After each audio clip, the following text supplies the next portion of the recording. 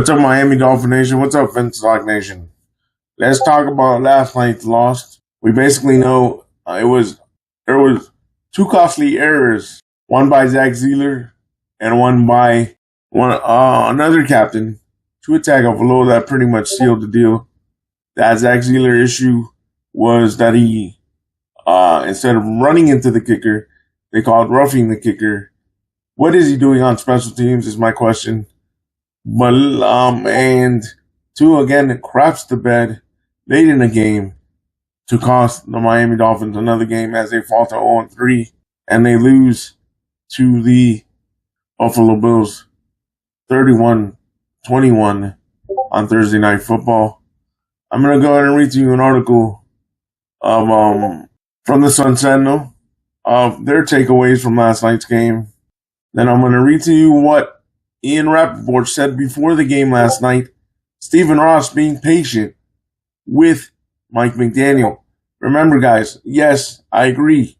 I believe Mike McDaniel and Chris Greer should be fired, but you got to also take into consideration, unfortunately, Stephen Ross gave an extension last year to Mike McDaniel, so he's still got 2 years on his contract and $19 million still on the table.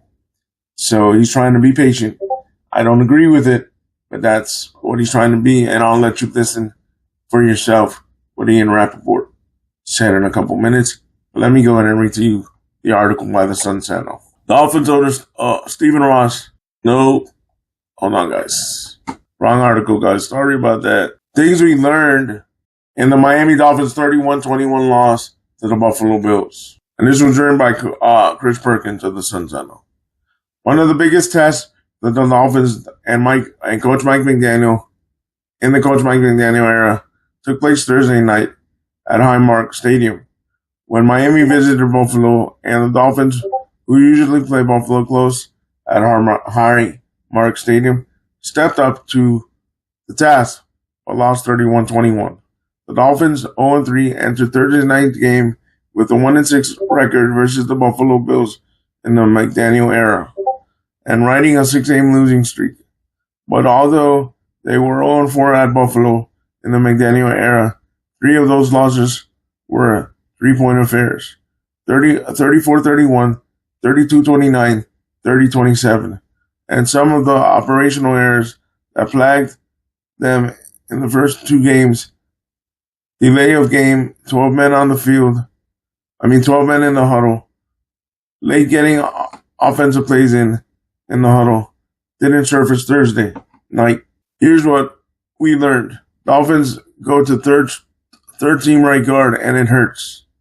Right guard Keon Smith, the replacement for right guard James Daniels, got replaced by Daniel Brunskill in the third quarter, meaning the Dolphins were down to the third team right guard. It turned out to be costly as Brunskill missed a block on Bill's defensive tackle, Deion Walker, in the fourth quarter. Walker was into his face when he threw a game-deciding interception to linebacker Terrell Bernard with 3 minutes. Smith, who might be a better left tackle than right guard, struggled through the New England game and apparently the first half against Buffalo. Smith missed last season with a knee injury. He ditched the knee brace last week, saying it was restrictive and made him think about the ailment. Smith played mostly left tackle during latter parts of training camp. Zeeler had a costly roughing the punter penalty. The Dolphins made what appeared to be its third consecutive third down stop in the fourth quarter when defensive tackle Zach Zeeler, after plowing over long snapper Reed Ferguson, the brother of ex-Dolphin long snapper Blake Ferguson, got called for roughing the kicker. The Bills scored 5 plays later on a 15-yard touchdown pass from Josh Allen, wide receiver Khalid Sharik, to take the lead 28-21. It's the second time the Dolphins have been called for that penalty twice this season. The first time was against linebacker Matthew Judon in the Indianapolis game. Penalty extended what turned out to be a 17-play drive that resulted in a field goal and a 20-0 halftime lead for the Colts. Tua runs and slides. Quarterback Tua Tagovailoa had a 8-yard run in the second quarter that showed some football smarts.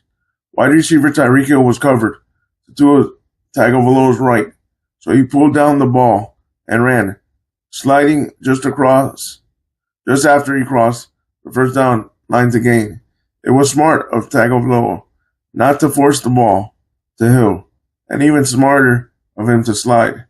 Last year, Tagovailoa got concussed when he ran into Buffalo safety Damar Hamlin in trying to run for the first down.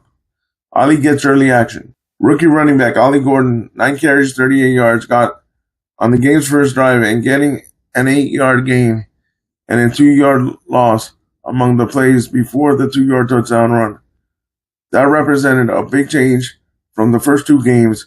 Gordon's touchdown followed a 54-yard kickoff return by D'Estrich and capped a well-executed 10-play drive for 54 yards that took 6:29 off the clock.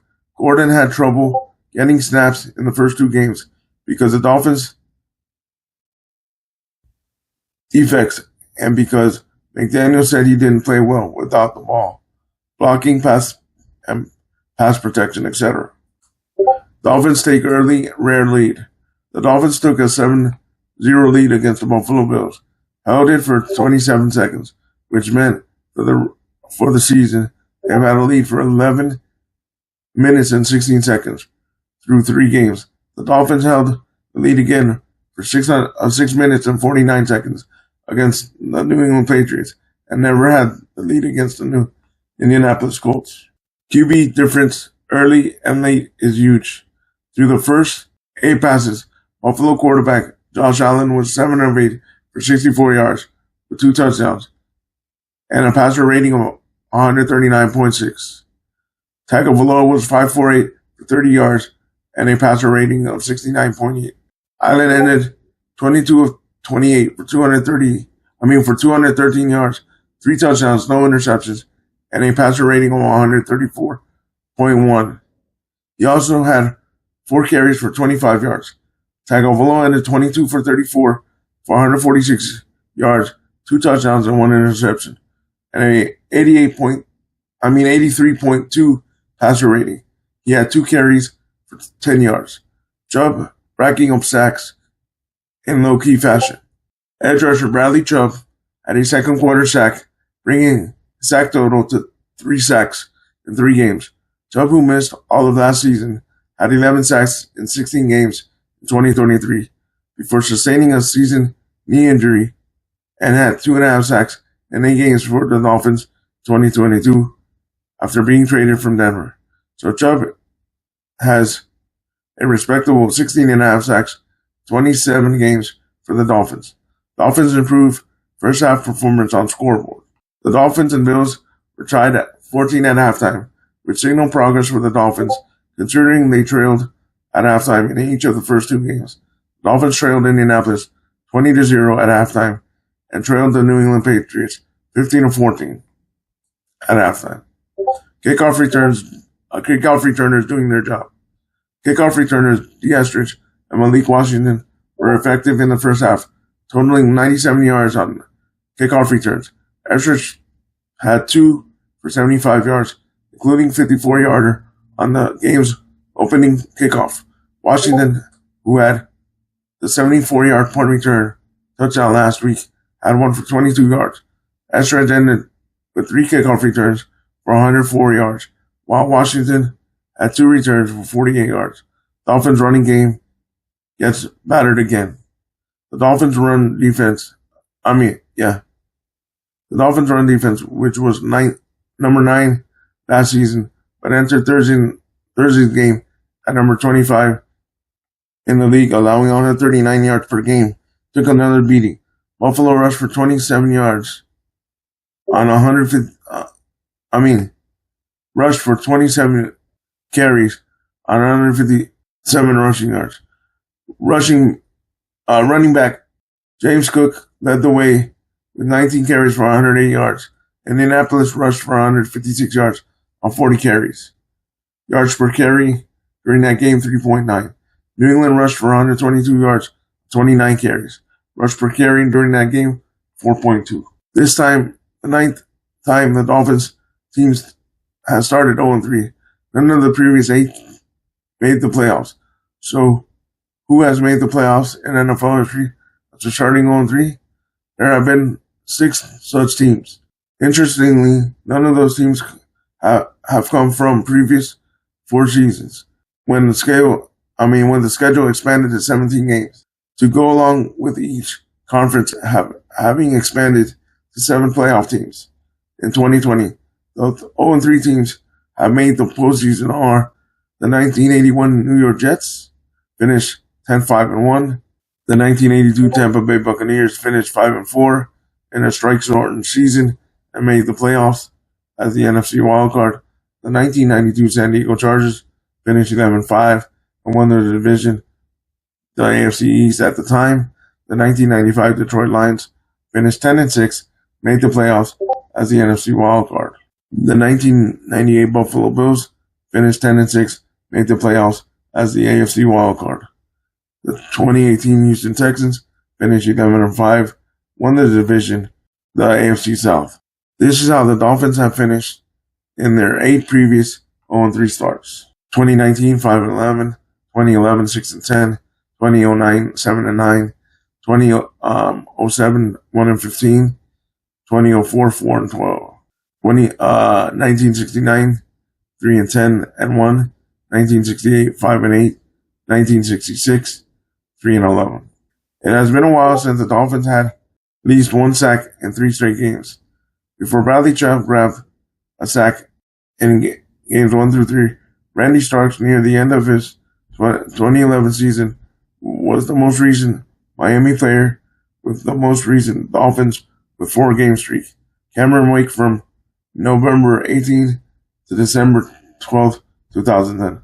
Hall of Famer Jason Taylor owns a club streak of 6 straight games of at least 3 sacks with a sack, of at least 3 games with a sack, with a club record 8-game string in 2002. Our next game is against the New York Jets on Monday, September 29th at 8:15 p.m. All right, guys, there you have it from that point of view. And Ian Rappaport.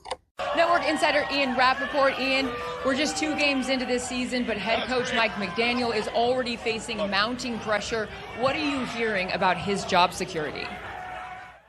Oh, great. I'm the downer. All right. First, the important part. Stephen Ross, the Dolphins owner, does not want to fire Mike McDaniel. He doesn't. He wants this to work. He likes him. He believes in him.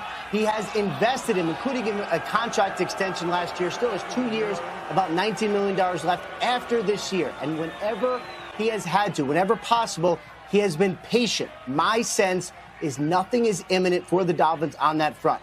However, there's a caveat. That can change. If fans suddenly stop showing up to the stadium or if players stop playing for him, that can alter the situation.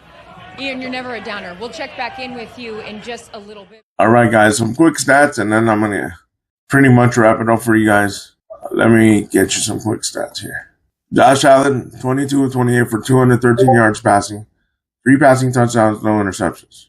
James Cook, 188 rushing yards, 1 touchdown, 5.7 yards per carry. Tua Tagovailoa, 22 of 34, 146 yards passing, 2 touchdowns, 1 interception. Other offensive stats for the Miami Dolphins. Devon A-Chain, 12 carries, 62 yards. Ollie Gordon, 9 carries, 38 yards, 1 touchdown. Receiving for the Miami Dolphins. Tyreek Hill, 5 catches, 49 yards, 1 touchdown. Jalen Waddle, 5 catches, 39 yards, 1 touchdown. Buffalo Bills receiving. Dalton Kincaid was Buffalo's leading receiver, 5 catches, 66 yards, 1 touchdown. Khalid Shakir had the go-ahead touchdown reception, 15 yards with 7 minutes and 17 seconds left in the game. Defense and game turning plays. Terrell Bernard intercepted Tua Tagovailoa late in the 4th quarter with about 3 minutes and 6 seconds left to seal the game. Penalties. A roughing the kicker penalty on Miami late in the game extended Buffalo's drive, which helped them retake the lead via Allen and Shakir. Buffalo now has won the last 14 out of 15 matchups. Total yards, 276 for the Miami Dolphins, 360 for the Buffalo Bills. First down, 19 for the Miami Dolphins, 23 for the Buffalo Bills. Third down conversion, 10 of 15 for the Miami Dolphins, 6 of 11 for the Buffalo Bills. Fourth down conversion, 1-on-1 for the Miami Dolphins, 0-0 for the Buffalo Bills. Red zone scoring trips, 3 of 3 for the Miami Dolphins, 3 of 4 for the Buffalo Bills. Turnovers, 1 and Buffalo 0. My final thoughts is the pressure continues to mount for the Miami Dolphins. I would have expected a firing after this game, but because they put up a fight and it was not a blowout, I would at least say that Stephen Ross will give the opportunity to Mike McDaniel for at least 2 more games. If we get blown out in one of the next 2 games coming up, I can see an earlier firing. If the Jets blow us out, then I can see him being fired after the Jets game. If not, I believe he would give him another game to try to prove he can get this on track. Leave me your comments down below, and like always, stay positive, stay on your grind, and go Dolphins.